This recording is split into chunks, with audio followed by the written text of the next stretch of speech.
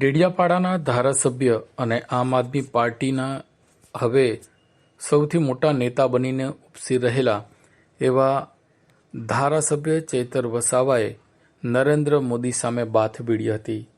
એક પ્રધાનમંત્રીની જાહેર સભા સામે પોતાની એક જાહેર સભા બિરસા મુંડાજીના જન્મજયંતિ નિમિત્તે કરી નાખીને તેમણે લાખો પબ્લિક ભેગી કરી, એ પણ વગર પૈસે ખર્ચ્યા વગર તેમણે આ લાખોની પબ્લિક ખરીદને ઊભી કરી નાખીને તેમણે પ્રધાનમંત્રીને તેમજ ભરૂચ જિલ્લાના નર્મદા જિલ્લાના ભાજપના આગેવાનોને, રાજ્યના ગૃહમંત્રીને તમામને પડકાર ફેંક્યો છે કે તેઓ કેટલા લોકપ્રિય છે. ત્યારે હવે તેમણે કોંગ્રેસના ગઢમાં કાપડું પાડી દીધું છે.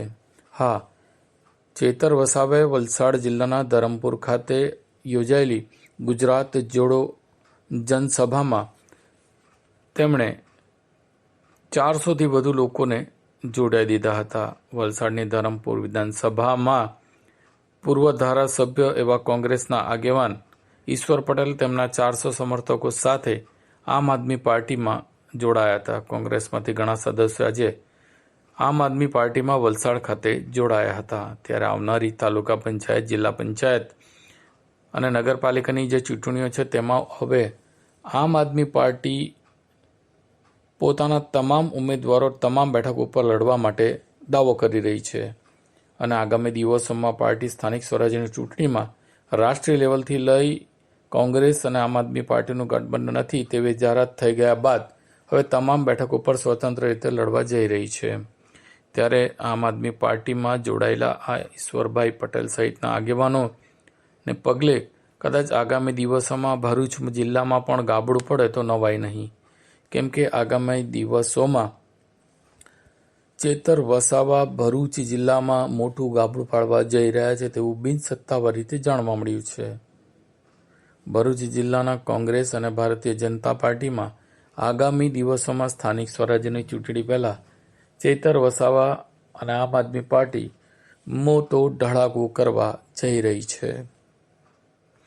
ત્યારે ભરૂચ જિલ્લાના ભારતીય જનતા પાર્ટીના આગેવાનોમાં બી ફફડાટ છે, તો બીજી તરફ ભરૂચ જિલ્લાના કોંગ્રેસ સમિતિના જિલ્લા પ્રમુખ કે તાલુકા પ્રમુખોની નિષ્ક્રિયતાના પગલે કદાચ આગામી દિવસોમાં બીજા નંબરની પાર્ટી સ્થાનિક સ્વરાજ્યોમાં આમ આદમી પાર્ટી બનીને નીકળે તો નવાય નહીં. વડાપ્રધાન એવા નરેન્દ્રભાઈ મોદી કે અમિત શાહના કાયદાથી આ દેશ ચાલશે તો સંવિધાનથી ચાલશે. બાબા સાહેબે આવેલા બંધારણથી આ દેશ આવનારા દિવસોમાં ચાલવાનો છે. સાથીઓ, એટલા માટે મારે કહેવું પડે સંવિધાનની વાત, કે આજે સંવિધાનની વાત કોઈ કરતું નથી.